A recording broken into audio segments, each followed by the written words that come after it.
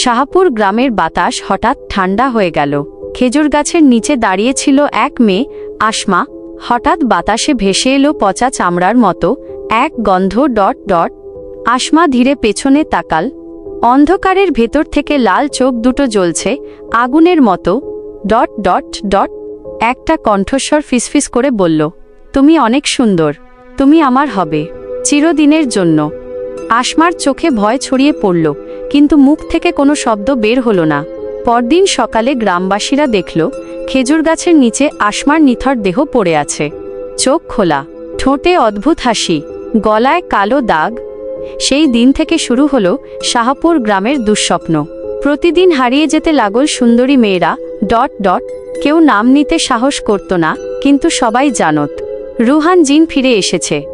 রুহান এক জিন যে একসময় মানুষ ছিল, এক সুন্দর মেয়ের ভালোবাসায় পুড়ে ছাই হয়ে গেছে। এখন সে প্রতিশোধ নিচ্ছে প্রতিটি সুন্দর মুখের ওপর।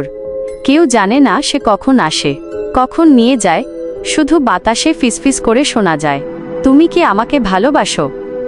এই গল্পটা যদি আপনার ভালো লেগে থাকে তাহলে একটা লাইক দিন, কমেন্টে লিখুন রুহান জিন আর সাবস্ক্রাইব করুন, কারণ পরের পর্বে আসছে রুহানের শেষ যুদ্ধ।